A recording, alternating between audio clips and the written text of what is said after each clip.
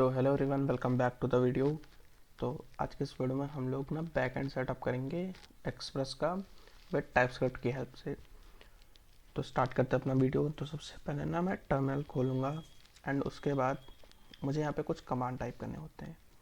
तो जैसे हम लोग अपना एक्सप्रेस का सेटअप करते हैं जावास्क्रिप्ट के साथ, सेम उसी तरह हम लोग टाइपस्क्रिप्ट के साथ भी करते हैं, बस कुछ कॉन्फ़िगरेशन चेंज कर देते हैं। तो यहाँ पे मेरे पास एक setup.md फाइल है। तो यहाँ पे मैं दिखाता हूँ सबसे पहले हमें करना क्या है। सबसे पहले तो हमें उस फोल्डर में आना है और टर्मिनल खोलना है। अब मैं उस फोल्डर में आ गया हूँ जहाँ पे मुझे अपना बैकएंड सेटअप करना है एंड वहाँ पे मुझे सबसे पहले कमांड डालना है npm init-5। तो सबसे पहले जो हम लोग जावास्क्रिप्ट में करते थे वही सेम काम हम लोग यहाँ पे भी करेंगे। तो हमने लिखा npm init-5। तो इसने मेरा ना एक बेसिक सा एक पैकेज.json फाइल बना दी उसने, नॉर्मल सी। नाउ अब मुझे क्या करना है, मुझे इसमें एक्सप्रेस इंस्टॉल करना है। तो मैं यहाँ पे लिखूँगा npm i express। चाहो तो i express लिखो या चाहे पूरा इंस्टॉल एक्सप्रेस लिखो, दोनों सेम काम करेंगे। एंटर किया और ये इसने मेरे में एक्सप्रेस से मेरे को इंस्टॉल करके दे दे। तो यहाँ पे मेरा एक्सप्रेस पूरी तरीके से इंस्टॉल हो चुका है। अब मुझे टाइपस्क्रिप्ट को इंस्टॉल करना है। npm i type script. Now यहाँ पे मुझे @ लिख के टाइप्स लिखना होगा एंड वो टाइप्स में नोड, जो मैंने नोड ये पैकेज मेरा इंस्टॉल हुआ है वो अभी जावास्क्रिप्ट पे बहुत अच्छा वर्क करेगा, लेकिन अगर मैं टाइपस्क्रिप्ट पे वर्क करूँगा तो उसका टाइप मॉड्यूल ही नहीं फाइंड कर पाएगा।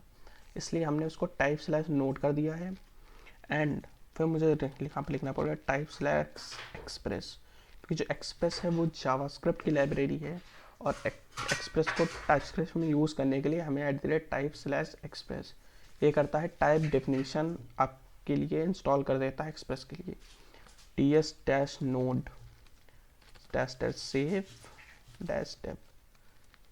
तो ts नोड जो है वो हमारा टाइपस्क्रिप्ट के लिए एक इन्वायरमेंट क्रिएट कर देगा कि हम उस पर टाइपस्क्रिप्ट बैकएंड में रन कर सकें Node.js से। तो इसको इंस्टॉल होने देते हैं। तो यहाँ पे हम लोग देख सकते हैं हमारा टाइपस्क्रिप्ट जो है इंस्टॉल हो चुका है। अब मुझे यहाँ पे रूट फोल्डर के अंदर एक फ़ाइल बनानी है। इसका नाम मुझे देना है tsconfig.json। तो हमने एक फ़ाइल बनानी है tsconfig.json नाम से। अब मुझे लिखना है npx tcs init tsc-init। तो हम जब ये लिखेंगे तो हमारा जो tsconfig फाइल है अगर नहीं बनी होगी तो बन जाएगी, जो कॉन्फ़िगरेशन होगी वो इंस्टॉल हो जाएगी। नाउ अब यहाँ पे जब मैं आऊँगा तो मुझे यहाँ एम्प्टी फाइल मिलेगी, मुझे यहाँ पे कोई फाइल नहीं मिलेगी।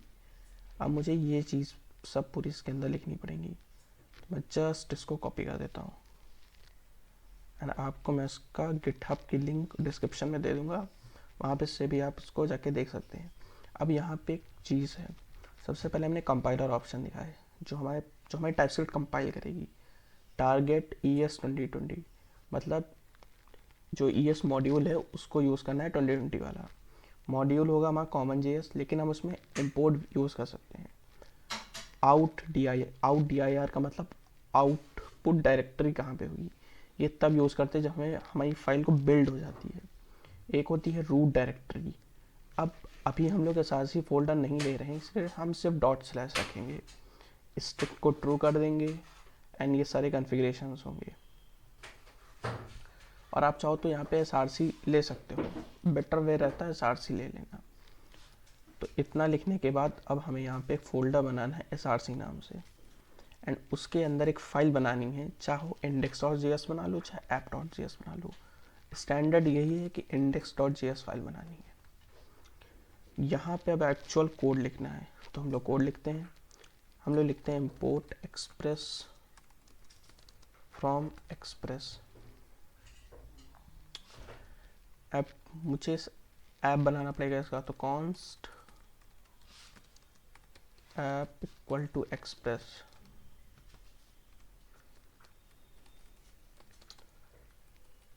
तो यहाँ पे सबसे पहले हमने एक लाइब्रेरी को इंपोर्ट किया जिसका नाम है एक्सप्रेस। फिर हमने उसका एक इंस्टांस बनाया। यहाँ पे आप देख सकते हैं एक्सप्रेस है, इसका मैंने एक इंस्टांस बनाया है, ओके, ऐप नाम का। तो अब जब ऐप में डॉट लिखूँगा तो मेरे को बहुत से फंक्शन आ रहे हैं, और उसी में से मैं एक फंक्शन को यूज़ करूँगा, ऐप डॉट गेट। गेट क्या करता है, हमारी सिंपल गेट राउट को कैच करता है। स्लैश यानी जैसे हमारा लोकल होस्ट किसी पे जाए वो स्लैश पे पहुंच जाए।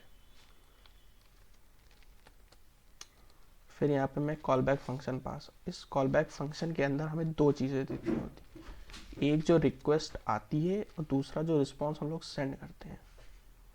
नाउ इतना होने के बाद फिर इस ऐप को हमें होस्ट करना होता है और उसको एक कनेक्शन प्रोवाइड करना होता है जिसको हम लोग पोर्ट बोलते हैं। तो अब हमें इसे पोर्ट पे इसको लिसन भी करवाना पड़ेगा। तो मैं लिखूँगा ऐप डॉट लिसन, और यहाँ पे मुझे सबसे पहले पोर्ट नंबर डालना होता है। सो पोर्ट नंबर हो सकता है मेरा वो 3000 पे चले।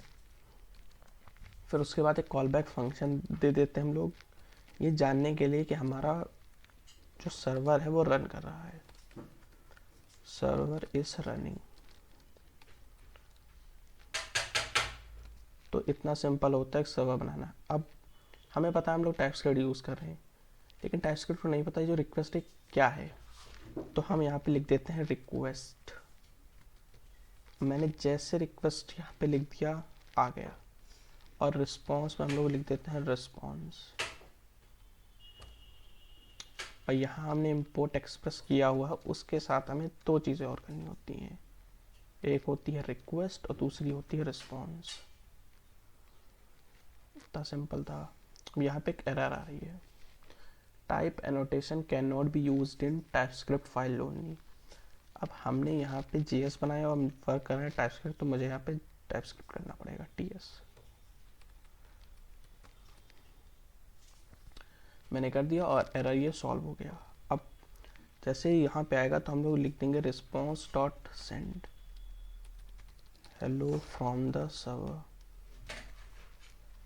इतना लिखने के बाद अगर मैं इसको रन करूँगा ये रन हो जाएगा, लेकिन हमें इसको रन करना है कमांड से। तो हम पैकेज डॉट जेसन में आएंगे तो हमें एक स्क्रिप्ट नाम की फाइल मिलेगी, इसके अंदर मुझे यहाँ पे डेव लिखना पड़ेगा,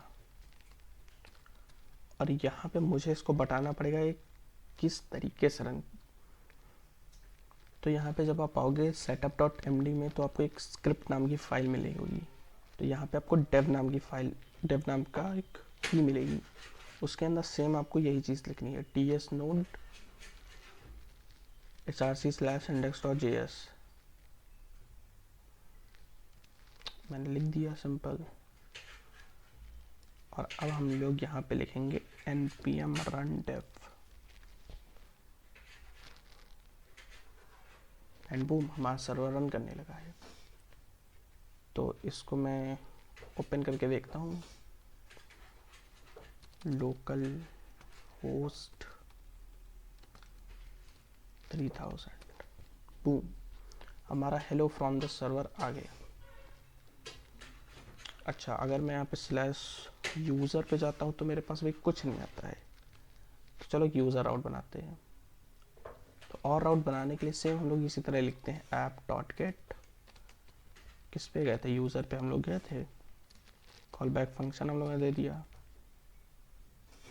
हमने यहाँ पे लिखा रिक्वेस्ट, वो रिक्वेस्ट की टाइप की है, रिस्पॉन्स वो रिस्पॉन्स टाइप का है, लिखते हैं response dot JSON, name XYZ, age 23।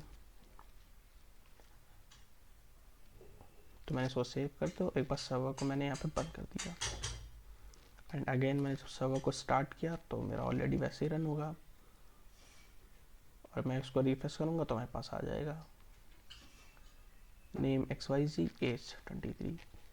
तो आई होप आपको समझ में आया होगा कि कैसे आप लोग बैकएंड सेटअप करते हैं टाइपस्क्रिप्ट की हेल्प से। अगर आपको वीडियो अच्छी लगी तो वीडियो को लाइक कर दें, चैनल को सब्सक्राइब कर दें, और मेरी वीडियो फॉलो करते रहें। मैं और भी ट्यूटोरियल लाते रहूँगा कि APIs कैसे बनाते हैं, पूरा बैकएंड कैसे सेटअप करते हैं। तब तक के लिए स्टे ट्यून्ड।